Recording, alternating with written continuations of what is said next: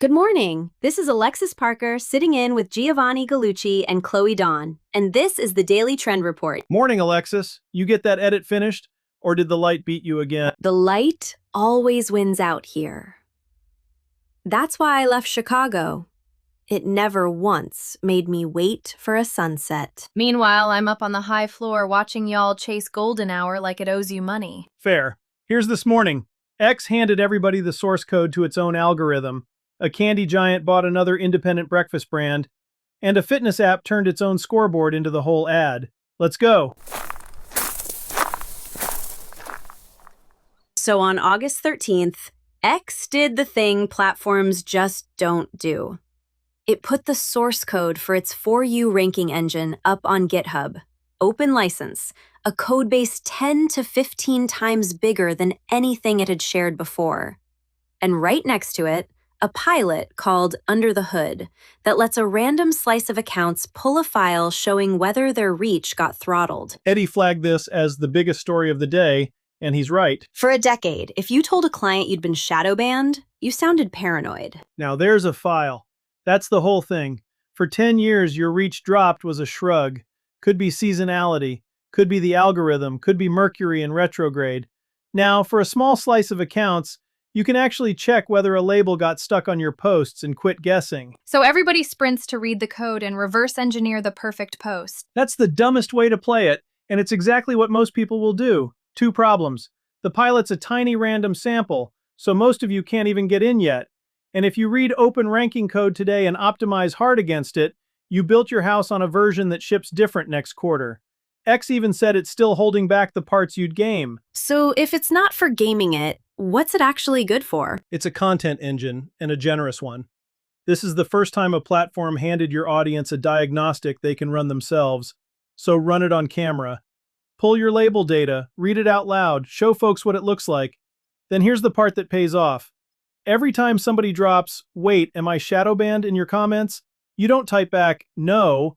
You walk them through checking their own, right there in the replies. And that just keeps feeding itself. Every confused comment is your next 3 posts. You become the operator who actually explains the black box instead of the one who shrugs at it. The algorithm's a tool. The relationship is the goal. Answering the reach question honestly out loud over and over, that's the trust the code will never build for you. Does it change how people feel about the platform, seeing the throttle in writing? It validates 10 years of suspicion, and that's its own content. Your audience has been told they're imagining the drop. Now you can say on camera, "You weren't crazy, here's the file." That solidarity is worth more than any hack. People follow the account that tells them the truth about the machine they're all stuck inside. And you don't have to be in the pilot to make that. You don't. Even reading the open code and translating one ranking signal into plain English once a week puts you ahead of every brand still guessing. You're not gaming it. You're the one person in the category who bothered to read the manual and explain it like a human. There's a business angle here too, right? For the agencies listening? Big one. Pulling a client's label data every month is a reporting line nobody else offers yet. You walk in and say, "Here's whether the platform throttled you," in writing. Everybody else is still saying the algorithm's tricky. You're the one holding the receipt. 3 things you can actually do today. 1. If your account's a year old with regular posts, get it into the Under the Hood pilot and pull your label data monthly, same as you pull analytics. 2. Film yourself running the check. The screen recording of you reading your own reach file, narrated, is the post. Nobody's making that yet. 3. Turn the comments into content. Every "Am I shadow banned?" reply gets a walkthrough, not a yes or no. Teach it in public and you own the topic. Ferrero signed a deal yesterday to buy Purely Elizabeth. Elizabeth Stein started that granola brand back in 2009 after she trained as a nutrition counselor. 17 years independent, a whole category she helped invent, and now it belongs to the company that owns Nutella. And Fruit Loops, since they grabbed W.K. Kellogg last year. Kendall, Travis, Eddie, and Jamie all ran this one. When 4 of them land on the same story, it's the story. And the release says all the right things. Founder stays on as CEO. Brand runs standalone inside the portfolio. Of course it does. That exact language is in every one of these announcements. Ask me how often it's still true 3 years out. And I want to be clear, I'm not knocking Stein. She built something real, she took a real exit, and her customers will defend her to the last box. That's earned. Why does this one sting more than the usual buyout? Because of who's doing the buying. A European confectionery house that made its name on hazelnut spread now owns a chunk of the American better-for-you breakfast aisle. That's the whole arc in one sentence. The stuff people reached for to get away from sugar cereal is now run by the sugar cereal money. Nobody has to say a word against Purely Elizabeth for a shopper to feel that and start looking around. But if I'm an independent still sitting on that shelf, what do I do with this? You say who owns you, out loud on the front of your feed as a plain fact and not a fight. Because here's what just shifted under everybody.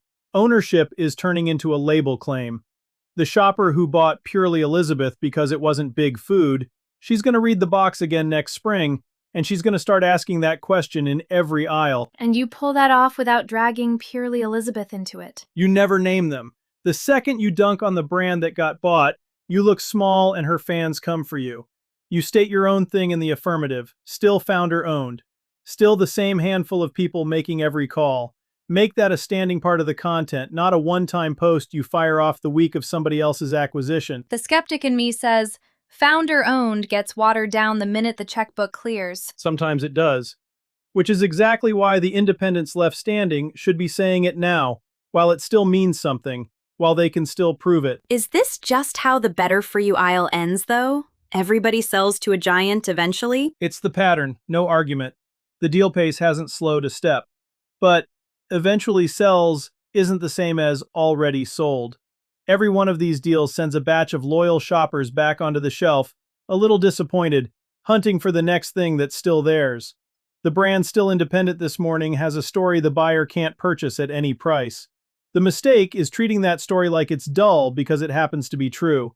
It's the most valuable thing on the shelf. Tell it like it matters. What does still ours even look like on a feed, in practice? It looks like a face and a phone number, honestly. A short clip of the person who answers the email actually answering it.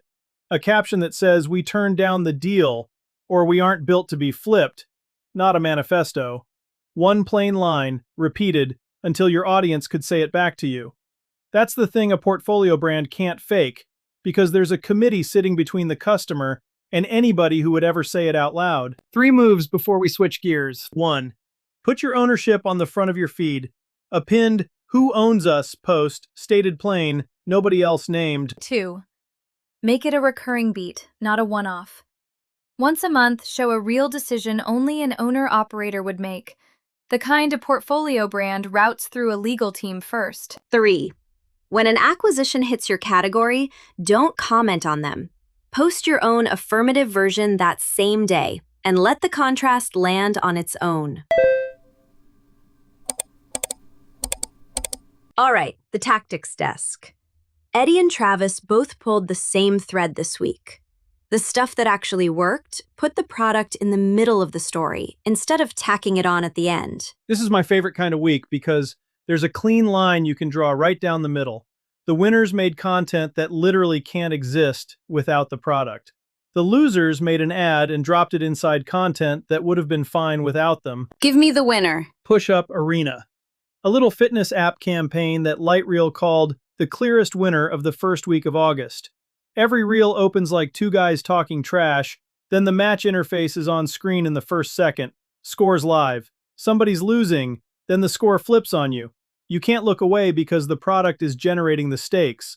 And the format repeated across a whole bunch of accounts. Wasn't one lucky hit, it was a structure. Why does the interface have to show up that fast? Because the interface is the conflict. Any other category, I'd tell you, bury the product, earn the attention first. This is the one exception on the board.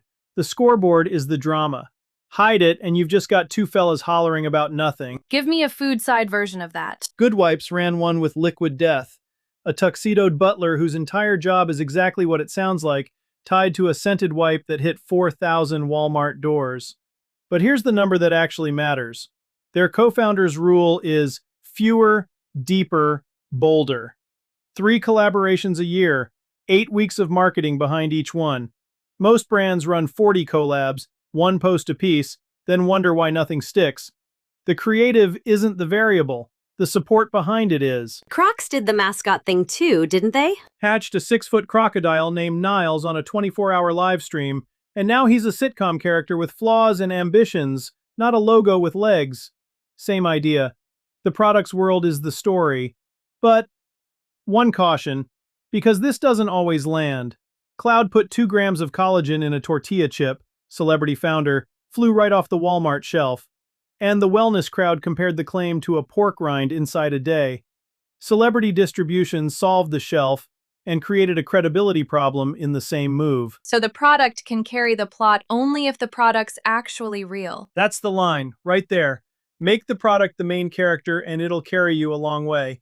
But the audience that shows up for a product story is the same audience that'll fact-check a product claim in the comments. The story can't outrun the thing. Anything on the format side worth stealing beyond the product as plot idea? Cuisinart wrote 14 episodes built to play in any order, so the feed can serve them out of sequence and the story still holds. That's a craft call most brands miss. They write episode 1 through 8, then wonder why the middle dies in the feed. Cuisinart accepted the feed as the editor and wrote for it. 6 products across 14 episodes too, which is restraint most brands just don't have. So build for how the feed actually serves it. Build for the feed you've got, not the one in your head where everybody watches in order. Nobody watches in order. Nobody ever did. Where do most brands get the product as plot thing wrong? They put the product in the frame and call it done. Sitting on a counter isn't a plot. The product has to cause something.